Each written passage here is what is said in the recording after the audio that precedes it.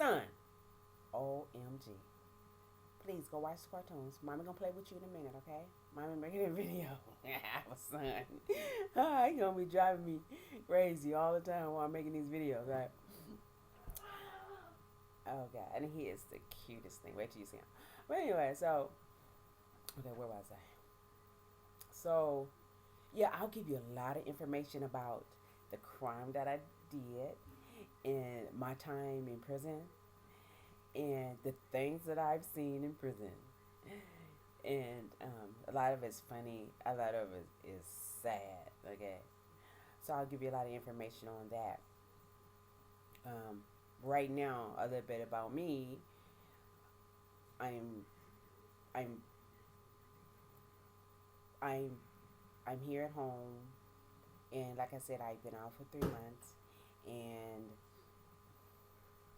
right now I'm going through a lot of, a lot of transitioning back into society, getting used to being home.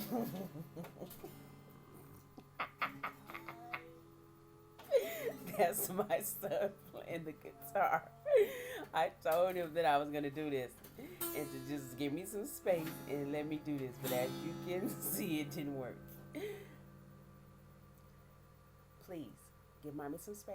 Go watch TV, okay?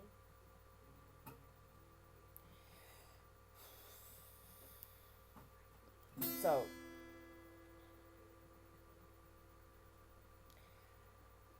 I'm transitioning. Okay, so I'm transitioning back into society. I'm trying to get used to this lifestyle because since I've been in prison, a lot of things has changed.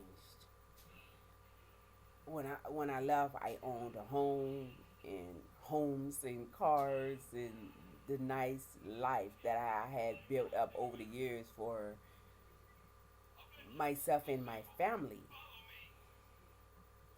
But since I've left, a lot has happened. My husband had to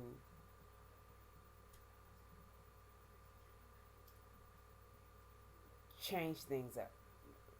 We lost everything. We've lost everything. My husband had to move into an apartment, so now we are living in an apartment. We had to get rid of a lot of the things that we had. A lot of the furniture couldn't fit into this apartment. This apartment is little. I am so not used to living in an apartment. Okay, I've owned homes. Okay, houses, big houses. So this is different. This is different for me moving into this apartment. Now, don't get me wrong. I'm laughing, right? But I am thankful. I am grateful for what I have. The Lord has allowed me to come home and to finish my term. So I am totally grateful and thankful. My husband kept saying before I got home, "You're not gonna like the apartment. You're not gonna like the apartment, right?" I walked in. I love this apartment. I do. It's small and I'm not used to it, but I do. I love this apartment because can you imagine? But where I was living, so I do. I do love this apartment, but it's just different from what I'm used to. So yeah, living in this apartment is one thing that I have to get used to because it's not what I'm used to, and also, my husband had to go back to work. We're not used to working. We don't. We own businesses. We've always owned businesses, so we didn't have to work. I hired people to run my businesses, so I was living the life, okay, and not just living the life on the money that was didn't belong to me, but I had built up a portfolio from making money and taking that money and making money and opening businesses legit, okay? So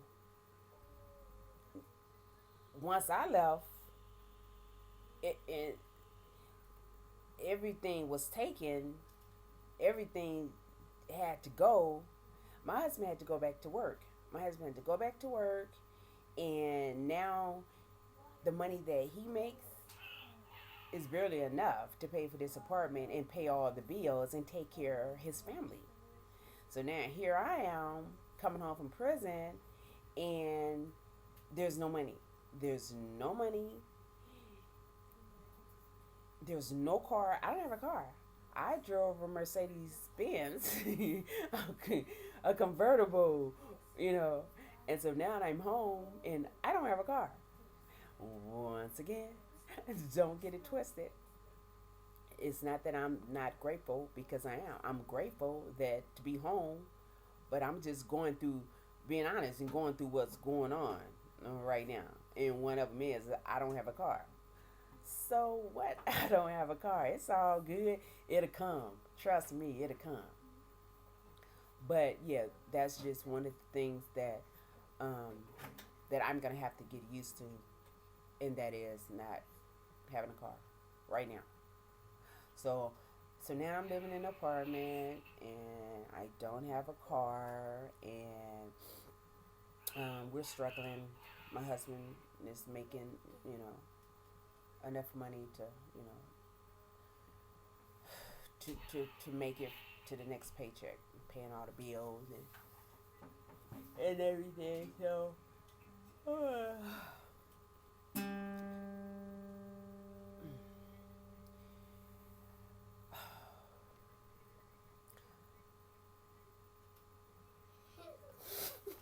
my son. So the first thing I thought was, okay, I'm gonna have to get a job. So I've been looking for work, which is different for me because most of my life I've owned my own businesses. I have a lot of skills and experience from owning my own businesses, but I've never really worked for somebody else. So now it's hard for me to find a job because I might not have what they're looking for as far as working for someone. But not only that, who wants to hire a felon? Nobody. Nobody wants to hire a felon. Okay? So that's making it hard for me. And not only that, I don't even have a car. I don't even have a car to to get to a job. Okay? So that's different for me. All this is different for me. Not being able to provide or help my husband to provide for the family. To go to to work, me go to work. All right, that's okay. I'm laughing. Yes, I'm laughing. You know why? Because I'm happy. I'm happy. I have the Holy Spirit inside of me that gives me everything I need to be happy. I have a lot of emotions. Don't get it twisted. I'm very emotional. I have a lot of pain inside of me because of what I've seen and what I've been through. I've never thought in a million years that me would go to a jail to see the things that I've seen. Wow. But regardless of what I've been through, I always keep a smile on my face, okay? Even when I'm crying, okay? But I always keep a smile on my face. Even when the judge said, I sentenced you to 10 years. And I was smiling just like this. 10 years? Are you kidding me? Okay, it's all good. And so I kept a smile on my face. And when I turned around, when the judge said 10 years and take her away, I turned around and I looked at my husband. Oh my God, he was crying. And his parents was crying, and my sister, my best friend, was crying. But I still kept a smile on my face. I'm like, oh my God, it's okay. It's okay because I knew I was going, okay? God had given me the strength to be able to stand up and take what he was giving me. He was allowing to happen because I know that, and I knew that regardless of what happened to me, it was God's will and God's purpose.